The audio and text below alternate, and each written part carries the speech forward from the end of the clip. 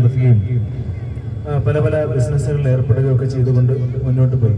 ഒടുക്കം അദ്ദേഹത്തിന് ഒരിക്കൽ മൈസൂരിലെ ചാമുണ്ഡി ഹിൽ എന്നറിയപ്പെടുന്ന ചാമുണ്ഡി മലയില് ധ്യാനത്തിലിരിക്കുന്ന സമയത്ത് കുറച്ചു നേരം ഈ യോഗയുടെ ഭാഗമായിട്ട് ചില സ്ഥലങ്ങളിൽ വനങ്ങളിലും കാടുകളിലൊക്കെ പോയിട്ട് അദ്ദേഹം നമ്മളെ ധ്യാനത്തിലിരിക്കാറുണ്ടായിരുന്നു. അത്തരത്തിൽ ഒരിക്കൽ ചാമുണ്ഡി മലയിൽ ഇങ്ങനെ ധ്യാനത്തിലിരുന്ന സമയത്തിന് അദ്ദേഹത്തിന് ശാരീരികമായിട്ടും മാനസികമായിട്ടും ഒരുപാട് ഉണർവ് ലഭിക്കുകയും ഒരു സിദ്ധി കൈവന്നത് പോലെയുള്ള ഒരു ഫീൽ ഉണ്ടാവുകയും ചെയ്തു. ഏകദേശം 4 മണിക്കൂറിലധികം ആ ഒരു അനുഭൂതി അദ്ദേഹത്തിന് ലഭിച്ചു എന്നാണ് അദ്ദേഹം പിന്നീട് പറഞ്ഞിട്ടുള്ളത്. ആ ഒരു സിദ്ധി ലഭിച്ച ശേഷം പിന്നീട് അദ്ദേഹം തന്റെ ജോലിയെല്ലാം ഉപേക്ഷിക്കുകയും തന്റെ ബിസിനസ് ഒക്കെ തന്നെയും സുഹൃത്തിനെ ഏൽപ്പിച്ചുകൊണ്ട് പിന്നീട് യോഗ പ്രാക്ടീസ് നൽകാൻ തുടങ്ങി. ആളുകൾക്ക് യോഗ പഠിപ്പിക്കാൻ തുടങ്ങി. ഇന്ത്യൻ സമ്പ്രദായ പ്രകാരമുള്ള യോഗ, അതിൽ ക്രിയായോഗമുണ്ട്, ധ്യാനയോഗമുണ്ട്, നിരവധി യോഗങ്ങളുണ്ട്. അഷ്ടാംഗ യോഗം എന്ന് കേട്ടിട്ടുണ്ട്. അഷ്ടാംഗ യോഗം എന്തൊക്കെയാണ്? അഹിംസ, ഒരുപാട് മഹാത്മാഗാന്ധിയൊക്കെ തന്നെ അദ്ദേഹത്തിന്റെ ആത്മകഥയിലൊക്കെ പറഞ്ഞിട്ടുള്ളൊരു കാര്യമാണ്. ഈ അഷ്ടാംഗ യോഗത്തിൽ പ്രധാനപ്പെട്ട ഒരു കാര്യമാണ് യമം, നിയമം, ആസനം, പ്രാണായാമം, പ്രത്യാഹാരം, ധാരണ, സമാധി എന്ന് പറയുന്ന യോഗയുടെ ഒരു തലമാണ്. അതിൽ യമം, നിയമം ചുരുങ്ങിയ സമയമുള്ളൂ.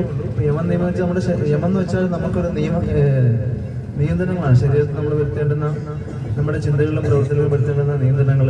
അതുപോലെ തന്നെ നിയമമുണ്ട്. പിന്നെ ആസനം, യോഗാസനം, പിന്നീട് പ്രാണായാമം. യോഗാസനം കഴിഞ്ഞാലാണ് പിന്നീട് പ്രാണായാമം ചെയ്യുക. പിന്നെ പ്രത്യാഹാരം, ഇന്ദ്രിയങ്ങളെ ഉൾവലിച്ചുകൊണ്ടുള്ള ഒരു പ്രവൃത്തിയാണ്.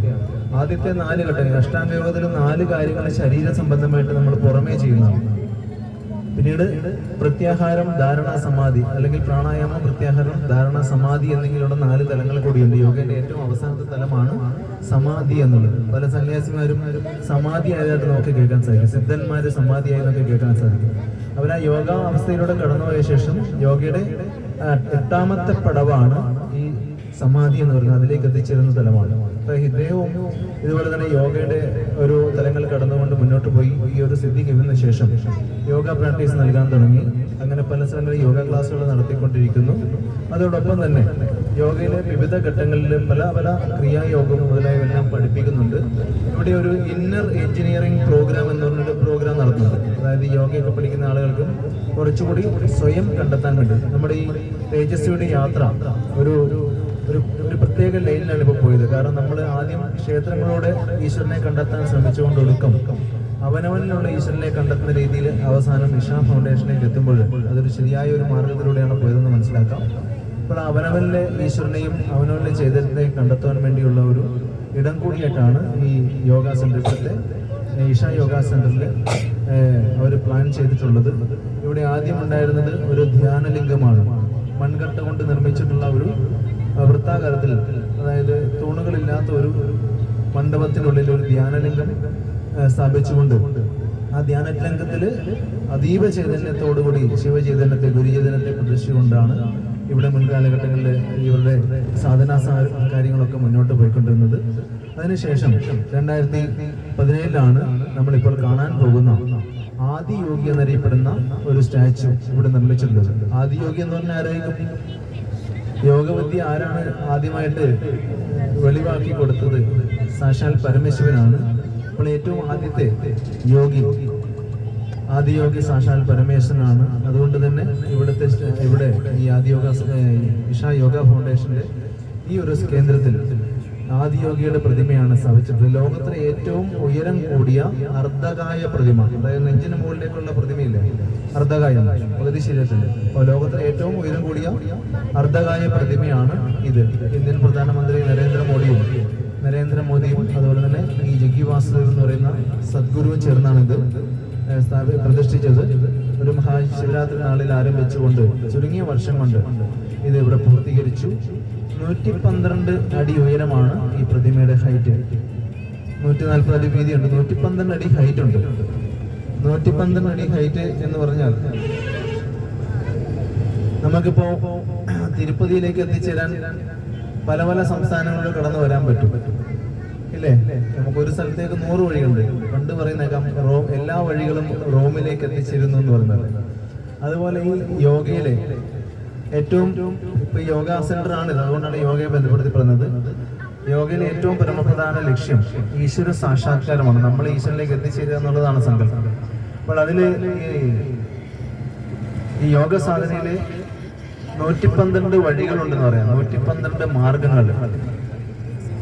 നമുക്കിപ്പം ഈശ്വരനെ ആരാധിക്കാൻ 33 കോടി രൂപങ്ങളും അല്ലെ 33 കോടി സങ്കല്പങ്ങളൊക്കെ ഉണ്ടെന്ന് പറയുന്ന പോലെ ഈ പരമാത്മ സാക്ഷാത്കാരത്തിലേക്ക് എത്തിച്ചേരുവാനുള്ള 112 സാധന പദ്ധതികളെയാണ് ഈ 112 അടി ഉയരമുള്ള പ്രതിമ പ്രതിദാനം ചെയ്യുന്നത്.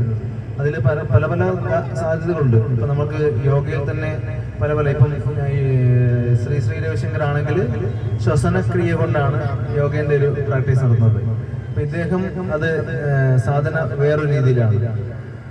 അപ്പോൾ അങ്ങനെ പല രീതിയിൽ പല ഗുരുക്കന്മാരെയും പല ആളുകളെയും നമുക്ക് പലയിടങ്ങളിലൊക്കെ കാണാൻ സാധിക്കും. അത് ഏതൊരു സമ്പ്രദായത്തിന്റെ ഭാഗമായി തന്നെ ആയാലും ഈ ധ്യാനവും അതുപോലെ തന്നെ സങ്കല്പ ധ്യാനവും എല്ലാം എവിടേക്കും എത്തിച്ചേരുന്നത് സാക്ഷാൽ പരമശിവനിലേക്ക് ആയതുകൊണ്ട് തന്നെ ഈ ശിവ യോഗം എന്നറിയപ്പെടുന്ന ശിവയോഗത്തിലേക്ക് എത്തിച്ചേരുവാൻ 112 മാർഗങ്ങളുണ്ട്. അത്തരം മാർഗങ്ങളെ സൂചിപ്പിക്കാൻ വേണ്ടി 112 അടി ഉയരമുള്ള ഈ പ്രതിമ വെച്ചിട്ടുള്ളത്. ഈ പ്രതിമ ധാരാളം ആളുകൾ ഈ പ്രതിമ കാണുവാൻ മാത്രമായിട്ട് വരുന്ന നമ്മളെപ്പോലെയുള്ള സാധാരണക്കാരുണ്ട്. അതിലുപരിയായിട്ട് ഇവിടെ ഇന്നർ എഞ്ചിനീയറിംഗ് പ്രോഗ്രാം എന്ന പേരിൽ ഈ ധ്യാനവും ക്രിയായോഗവും എല്ലാം പഠിപ്പിക്കുന്നതിന് വേണ്ടിയിട്ട് ധാരാളം ആളുകൾ ഇന്ത്യയിൽ നിന്നും വിദേശത്തും എല്ലാം ഇവിടെ എത്തിച്ചേരുന്നുണ്ട്. പൂർണ്ണമായിട്ടും വളണ്ടറി സന്നദ്ധ പ്രവർത്തന സേവനമായിട്ടാണ് ഇവിടെ ആളുകൾ എത്തിച്ചേരുന്നത്. ഈ ഒരു കോഴ്സിന് ചെറിയ ഫീസ് മാത്രമുണ്ട്, 1100 സംതിങ് ഫീസേ ഉള്ളൂ. അത് ഓൺലൈനിലും പങ്കെടുക്കാം. അതിനു മുൻപ് ഇവിടുത്തെ കാര്യങ്ങളെല്ലാം ചിട്ടയായിട്ട് പാലിക്കുന്ന ആളുകൾക്ക് മാത്രമാണ് ഇതിൻ്റെ ഉള്ളിൽ ധ്യാനലിംഗത്തിൻ്റെ ഉള്ളിലൊക്കെ പ്രവേശനമുള്ളൂ. ധ്യാനിക്കാനൊക്കെയുള്ള അവസരം അവർക്കാണ്. ഇപ്പോൾ ഇന്നർ എഞ്ചിനീയറിംഗ് പ്രോഗ്രാം എല്ലാം കഴിഞ്ഞവർക്ക് മാത്രമേ പറ്റുള്ളൂ. നമ്മൾക്കിവിടെ ഈ സ്റ്റാച്യു കാണാം. അതോടൊപ്പം തന്നെ 7:20 ആരംഭിക്കുന്ന ലേസർ ഷോ, ഈ ആദിയോഗി സങ്കല്പത്തെക്കുറിച്ചെല്ലാം നമുക്ക് നന്നായി മനസ്സിലാക്കുന്ന രീതിയിലുള്ള ഒരു മനോഹരമായ ലേസർ ഷോ ഉണ്ട്. ആ ഷോയാണ് നമ്മുടെ പ്രധാനപ്പെട്ട ആകർഷണം. നമ്മൾ ഇന്ന് വരുന്ന സമയത്ത് ഒരുപാട് ട്രാഫിക് ബ്ലോക്കുകൾ ധാരാളമായിട്ടുണ്ടായിരുന്നു. പിന്നെ നമ്മൾക്ക് അത്യാവശ്യ കാര്യങ്ങളൊക്കെ നിറവേറ്റേണ്ടത് കൊണ്ടും ഒക്കെ തന്നെ നമുക്ക് കുറച്ചേറെ സമയം പലയിടങ്ങളിലായിട്ട് അധികമായിട്ട് ചിലവായിട്ടുണ്ട്. അതുകൊണ്ടാണ് നമ്മൾ കുറച്ച് സമയം ഒന്ന് ലേറ്റ് ആയിട്ടുള്ളതെങ്കിലും അവിടുത്തെ അന്തരീക്ഷത്തിലെ പ്രകാശം മങ്ങുന്നതിന് മുൻപായിട്ട് നമുക്ക് വെള്ളിയാങ്കിരി എന്നറിയപ്പെടുന്ന മലയുടെ അടിവാരത്ത് സ്ഥിതി ചെയ്യുന്ന ഈ സ്റ്റാച്യുവിന്റെ സമയത്തേക്ക് എത്തിച്ചേരാൻ സാധിക്കും. പല സംസ്ഥാനങ്ങളിലും പല നാടുകളിലും ഇദ്ദേഹം ഈ ഒരു ആദിയോഗി എന്ന് പറയപ്പെടുന്ന പ്രതിമ സ്ഥാപിക്കാൻ വേണ്ടി അലഞ്ഞു നടന്നിരുന്നു. ഇദ്ദേഹത്തിനൊരു സിദ്ധി കൈവന്നു എന്ന് തോന്നിയ ശേഷം ഈ ആദിയോഗി എന്നുള്ള ഈ പരമഗുരു സങ്കല്പത്തെക്കുറിച്ച് ഒരുപാട് ധ്യാനിക്കുകയും അങ്ങനെ ഇന്ത്യയിലെ എല്ലാ സംസ്ഥാനങ്ങളിലും എല്ലാ നാടുകളിലും ആദിയോഗിന്റെ പ്രതിമ സ്ഥാപിക്കണമെന്നുള്ള ആഗ്രഹം അദ്ദേഹത്തിന് ഉണ്ടാകുകയും ചെയ്തു. അതിന്റെ ആദ്യഘട്ടം എന്ന നിലയിലാണ് ഈ വെള്ളിയാങ്കിരി എന്നറിയപ്പെടുന്ന മലനിരകൾക്ക് താഴെ പ്രശാന്ത സുന്ദരമായിട്ടുള്ള പരന്ന ശുദ്ധമായ ആകാശവും വെളിച്ചവും കാറ്റും എല്ലാം ലഭിക്കുന്ന യോഗയ്ക്കും ധ്യാനത്തിനുമെല്ലാം ഉത്തമമായ ഒരു സ്ഥലത്താണ് ഈ ഒരു പ്രതിമ സ്ഥാപിച്ചിട്ടുള്ളത്. ഇതേപോലെ തന്നെ കർണാടകത്തിലെ ചിക്കബല്ലാർ സൈഡില് ഇതുപോലൊരു സ്റ്റാച്യു സ്ഥാപിച്ചിട്ടുണ്ട്. കൂടാതെ ചില വിദേശ രാജ്യങ്ങളിൽ ലെബനാനിലാണെന്ന് തോന്നുന്നു ഈ ഒരു പ്രതിമ അടുത്തിടെ സ്ഥാപിക്കാനുള്ള തയ്യാറെടുപ്പാണ്. അപ്പോൾ ഇന്ത്യയിലെ പല ഭാഗങ്ങളിലേക്കും ഓരോരോ കാലഘട്ടങ്ങളിൽ ഇന്ത്യൻ സമ്പ്രദായത്തിൽ പല ഗുരുക്കന്മാർ പല കാലയളവുകളിൽ പ്രത്യക്ഷപ്പെടും.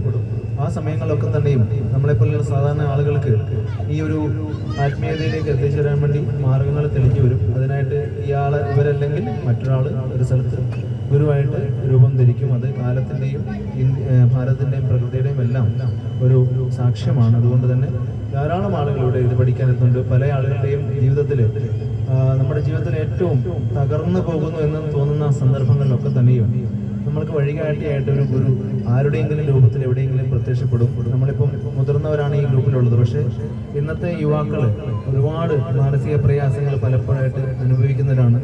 കാലം മാറുന്നതിനനുസരിച്ച് പലപ്പോഴും മാനസികമായി തകർന്നു പോകുന്ന പല ആളുകളുണ്ട്. അവർക്കൊക്കെ തന്നെയും ചെറിയൊരു ആശ്രയമായിട്ട് ചിലപ്പോഴൊക്കെ ഈ സദ്ഗുരുവിൻ്റെ വാക്കുകളും പ്രഭാഷണങ്ങളൊക്കെ മാറാറുണ്ട്. അതുപോലെ ഫേസ്ബുക്കിൽ ഇൻസ്റ്റാഗ്രാം മുതലായ സാധനങ്ങളിലൊക്കെ തന്നെയും ഇദ്ദേഹത്തിൻ്റെ ക്ലാസ്സുകളൊക്കെ കാണാം. ഇവരൊരു സംസാരം, അതായത് ചില ഇൻ്റർവ്യൂസിലൊക്കെ തന്നെയും വിശദമായ പല വിഷയങ്ങളെക്കുറിച്ചും ലളിതമായിട്ട് സംസാരിക്കും. കൂടാതെ നല്ല ഇംഗ്ലീഷാണ്, എല്ലാവരും നല്ല വൊക്കാബുലറീസ് ഉണ്ട്, നല്ല ഇംഗ്ലീഷാണ്. അതുകൊണ്ട് തന്നെ ചെറുപ്പക്കാർക്കൊക്കെ തന്നെയും നല്ല രീതിയിൽ അദ്ദേഹത്തിന് സ്വാധീനം ചെലുത്താൻ സാധിക്കുന്നുണ്ട്. അതുകൊണ്ട് തന്നെ കൂടുതൽ ആളുകൾ ഇവിടെ എത്തിച്ചേരുന്നുണ്ട്. നമ്മൾ ഏതായാലും ഈശ ഫൗണ്ടേഷൻ സമയത്തേക്ക് ഉള്ള പാതയിലേക്ക് പ്രവേശിച്ചുകൊണ്ടിരിക്കുകയാണ്. ഇവിടെ ബസ് ഇറങ്ങിക്കഴിഞ്ഞാൽ ഒന്ന് ശ്രദ്ധിക്കാം, ബസ് പാർക്ക് ചെയ്ത് കഴിഞ്ഞാൽ നമ്മൾ എല്ലാവരും ഇറങ്ങി ഈ സ്റ്റാച്യുവിൻ്റെ സമയത്തേക്ക് പോകുന്ന വഴിയിൽ ഷോ കഴിഞ്ഞ ശേഷം തിരികെ വന്ന് നിൽക്കേണ്ടുന്ന സ്ഥലം പ്രശാന്തേട്ടൻ കാണിച്ചു തരും. അവിടെയാണ് വന്ന് നിൽക്കേണ്ടത്. ബസ് അവിടുന്ന് നമ്മൾ എല്ലാവരെയും കൂട്ടി ഒന്നിച്ച് വീണ്ടും ബസ് പാർക്കിങ്ങിലേക്ക് വരിക ചെയ്യാം. അവിടെ ധാരാളം